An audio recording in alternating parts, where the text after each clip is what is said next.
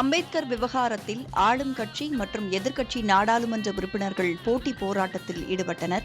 நாடாளுமன்ற வளாகத்தில் உள்ள அம்பேத்கர் சிலை முன்பு கூடிய அவர்கள் அமித்ஷாவிற்கு எதிராக முழக்கங்களை எழுப்பினர்.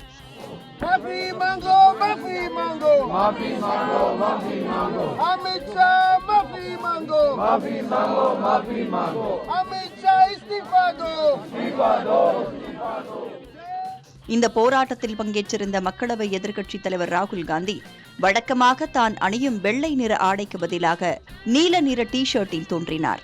இந்தியா கூட்டணிக்கு எதிராக பாஜக நாடாளுமன்ற உறுப்பினர்களும் ஆர்ப்பாட்டத்தில் ஈடுபட்டனர். நாடாளுமன்ற வளாகத்தில் ஒன்று கூடிய அவர்கள் அம்பேத்கரை காங்கிரஸ் கட்சி அவமதித்ததாக கூறி முழக்கங்களை எழுப்பினர்.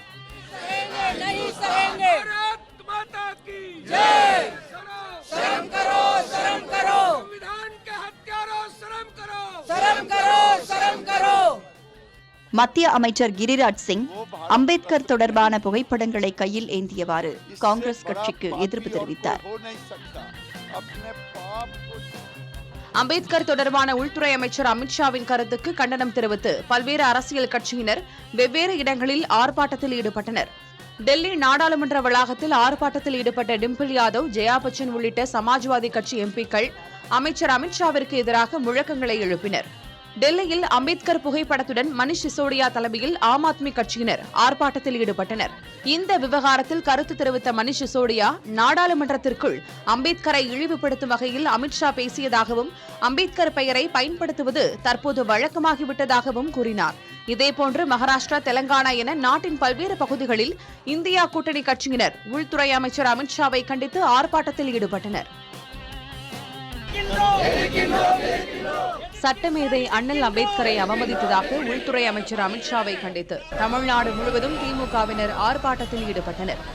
சென்னையில் சிந்தாதிரிப்பேட்டையிலும் தாம்பரத்திலும் நடைபெற்ற போராட்டங்களில் 100க்கும் அதிகமானோர் பங்கேற்றனர். நாகை மாவட்டம் வேதாரண்யத்தில் அம்பேத்கர் சிலையை தூய்மைப்படுத்தி மாலை அணிவித்து மரியாதை செலுத்திய பிறகு கருப்பு பட்டையுடன் போராட்டம் நடைபெற்றது.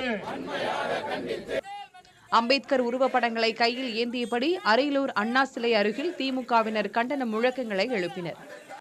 அமித்ஷா மன்னிப்பு கோர வலியுறுத்தி திண்டுக்கல், தேனி, திருவள்ளூர், மதுரை, கிருஷ்ணகிரி என பல இடங்களிலும் திமுகவினர் போராட்டம் நடத்தினர்.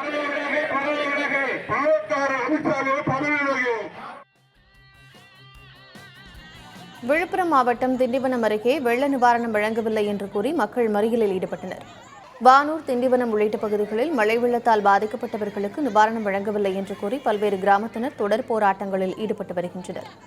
அதன் தொடர்ச்சியாக கொந்தாமூர் கிராம மக்கள் தங்களுக்கும் வெள்ள நிவாரணமாக 2000 ரூபாய் வழங்க வேண்டும் என்று புதுச்சேரி திண்டிவனம் சாலையில் மறியலில் ஈடுபட்டனர். போக்குவரத்து பாதிக்கப்பட்ட நிலையில் 2 நாட்களுக்குள் நடவடிக்கை எடுக்கப்படும் என்று வருவாய்த்துறையினர் உறுதியளித்துள்ளனர்.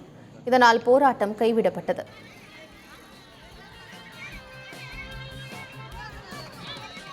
எடப்பாடி பழனிசாமியை அதிமுக பொதுச் செயலாளராக அங்கீகரித்ததை மறுபரிசீலனை செய்ய தேர்தல் ஆணையத்துக்கு உத்தரவிடக் கோரிய வழக்கை சென்னை உயர்நீதிமன்றம் தள்ளுபடி செய்தது.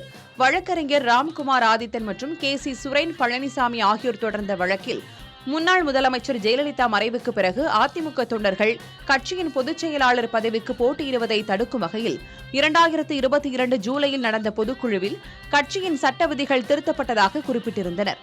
இதை எதிர்த்த வழக்கு சென்னை உயர்நீதிமன்றத்தில் நிலுவையில் உள்ளதாகவும் சுட்டிக்காட்டியிருந்தனர். மேலும் கட்சியின் திருத்தப்பட்ட விதிகளுக்கும் பொதுச் செயலாளராக எடப்பாடி பழனிசாமி தேர்ந்தெடுக்கப்பட்டதற்கும் அங்கீகாரம் அளித்து தேர்தல் ஆணையம் உத்தரவிட்டுள்ளதாகவும் மனுவில் குறிப்பிட்டிருந்தனர். இந்த வழக்கு நீதிபதிகள் R. சுப்பிரமணியன் மற்றும் C. குமரப்பன் ஆகியோர் அமர்வு முன்பு விசாரணைக்கு வந்தது. அப்போது நிலுவை வழக்குகள் முடிவுக்கு வரும் வரை அதிமுகவுக்கு இரட்டை இலை சின்னம் ஒதுக்கக்கூடாது என்ற கோரிக்கையுடன் அளித்த மனுவை பரிசீலித்து 4 வாரங்களில் முடிவெடுக்க உத்தரவிட்டுள்ள நிலையில் இந்த மனு விளம்பரத்துக்காக தாக்கல் செய்யப்பட்டுள்ளதாக கூறி வழக்கை நீதிபதிகள் தள்ளுபடி செய்தனர். தொடர் மழையால் தருமபுரி அருகே ஏரி நிரம்பி சாலையில் உபரி நீர் பெருக்கெடுத்து பாய்கிறது. தருமபுரி மாவட்டத்தில் கடந்த 10 நாட்களாக விட்டுவிட்டு கனமழை பெய்து வருகிறது. நல்லம்பள்ளியை அடுத்த நார்த்தம்பட்டி ஏரி சுமார் 10 ஆண்டுகளுக்கு பிறகு கடந்த வாரம் பெய்த மழையில் முழுவதுமாக நிரம்பியது. இதனால் ஏரியிலிருந்து வெளியேறும் உபரி நீர் சாலையில் பெருக்கெடுத்து ஓடுகிறது. இதன் வழியாகத்தான் பொதுமக்கள், வாகன ஓட்டிகள் கடந்து செல்லும் நிலை இருப்பதால் உபரி நீர் வெளியேற கால்வாய் அமைத்து தர வேண்டும் என்று பொதுமக்கள் வலியுறுத்தியுள்ளனர். திண்டுக்கல் மாவட்டம் ஒட்டன்சத்திரம் அருகே வெடிமருந்துகளை பதுக்கி வைத்திருந்த நபர்களை உடனடியாக கைது செய்ய கோரி பொதுமக்கள் சாலை மறியலில் ஈடுபட்டனர். மூலச்சத்திரம் அருகே ரூபன் என்பவர் தனது கார் சர்வீஸ் குடோனை முஸ்தாக் என்பவருக்கு வாடகைக்கு கொடுத்துள்ளார். இந்த குடோனில் சட்டவிரோதமாக பாறைகளுக்கு வெடிக்க பயன்படுத்தப்படும் ஜெலட்டின் எனும் வெடிமருந்து பொருட்களை பதுக்கி வைத்ததாக கூறப்படுகிறது. நேற்று நள்ளிரவில் வெடிமருந்து வெடித்ததில் குடோன் முழுவதும் தீப்பற்றி எரிந்தது. இந்த விபத்தில் ஒருவர் படுகாயம் அடைந்த நிலையில் சுமார் 50 லட்சம் ரூபாய் மதிப்புள்ள கார்கள், இருசக்கர வாகனங்கள் உள்ளிட்ட பொருட்கள் தீயில் எரிந்து சேதமாகின. இரவு நேரம் என்பதால் பெரும் அசம்பாவிதம் தவிர்க்கப்பட்ட நிலையில் அந்த பகுதி மக்கள் அச்சத்தில் உறைந்தனர். இது தொடர்பாக 3 நபர்களிடம் காவல்துறையினர் விசாரணை நடத்தி வருகின்றனர். கோவை ஆலந்துறை பகுதியில் தோட்டத்திற்குள் புகுந்த யானை, அங்கு காவலுக்கு இருந்த நாய்களை விரட்டும் சிசிடிவி காட்சிகள் வெளியாகியுள்ளன. முட்டுத்துவயல் பகுதியில் குரு என்பவரின் தோட்டத்திற்குள் ஒற்றை யானை புகுந்தது. அப்போது தோட்டத்தில் காவலுக்கு இருந்த வளர்ப்பு நாய்கள் குறைத்ததால் ஆக்ரோஷம் அடைந்த யானை நாய்களை துரத்தியது. பின்னர் உணவை தேடிக்கொண்டு அங்குமிங்கும் சுற்றிய யானை கால்நடைகளுக்கு வைத்திருந்த தண்ணீரை காலால் உதைத்து தள்ளியது. பின்னர் அங்கிருந்த புண்ணாக்கு மூட்டையை தும்பிக்கையில் தூக்கிச் சென்றது.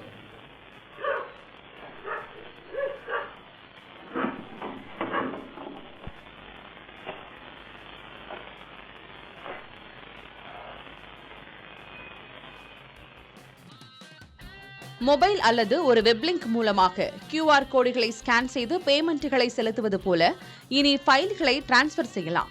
அப்படி ஒரு வசதியை கூகுள் அறிமுகப்படுத்தியுள்ளது. இதன் மூலம் இணைய வசதி இல்லை என்றாலும் வயர்லெஸ் முறையில் வீடியோ போன்ற பெரிய அளவிலான ஃபைல்களை கூட ஷேர் செய்யலாம். குயிக் ஷேர் மூலமாக QR கோடுகளை ஸ்கேன் செய்து ஃபைல்களை ஷேர் செய்ய வழிவகை செய்யப்பட்டிருக்கிறது. கூகுள் அறிமுகப்படுத்தியுள்ள இந்த புதிய அம்சம் ஃபைல்களை பாதுகாப்பான முறையில் டிரான்ஸ்ஃபர் செய்வதற்கு உதவியாக இருக்கும் என்று கூறப்படுகிறது. கர்நாடக விவசாயத்துறை சிறப்பு செயலாளர் ரோஹிணி மீது IPS ரூபா அவதூறு வழக்கு தொடர்ந்துள்ளார்.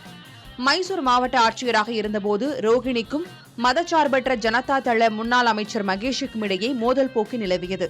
அதனை சரி செய்யும் விதமாக மூத்த IAS முன்னிலையில் பேச்சுவார்த்தை நடத்தப்பட்டதாக அப்போது கூறப்பட்டது. அது தொடர்பான புகைப்படங்களையும் ரோஹிணியின் சில தனிப்பட்ட படங்களையும் ரூபா IPS தனது சமூக வலைதள பக்கத்தில் பதிவேற்றியிருந்தார். அதனை குறிப்பிட்டு ரோஹிணி கடுமையாக விமர்சித்திருந்தார். இது தொடர்பான வழக்கு உச்சநீதிமன்றம் வரை சென்றபோதும் இருவரிடையேயும் சமரசம் ஏற்படவில்லை. இருவரின் பணியும் பறிக்கப்பட்டு காத்திருப்பு பட்டியலில் வைக்கப்பட்டிருந்த நிலையில் சமீபத்தில்தான் மீண்டும் வேலை வழங்கப்பட்டது.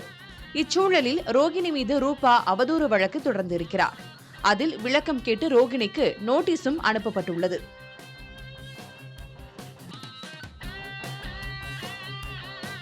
அமெரிக்கா மெக்சிகோ எல்லையில் குவிந்த அகதிகள் மீது எல்லை பாதுகாப்பு படையினர் தாக்குதல் நடத்தினர்.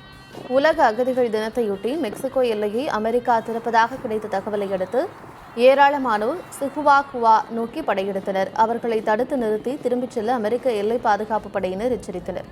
எனினும் அகதிகள் திரும்பிச் செல்லாததால் அவர்கள் மீது கண்ணீர் புகை குண்டு வீசி பாதுகாப்பு படையினர் கலைத்தனர். அமெரிக்க அதிபராக டொனால்டு ட்ரம்ப் அடுத்த மாதம் பதவியேற்கவிருக்கும் நிலையில் அதற்குள் அமெரிக்காவிற்குள் சென்றுவிட வேண்டும் என்று அகதிகள் முயற்சித்து வருகின்றனர். இதனால் மெக்சிகோ எல்லையில் குவியும் அகதிகளின் எண்ணிக்கை நாளுக்கு நாள் அதிகரித்து வருகிறது.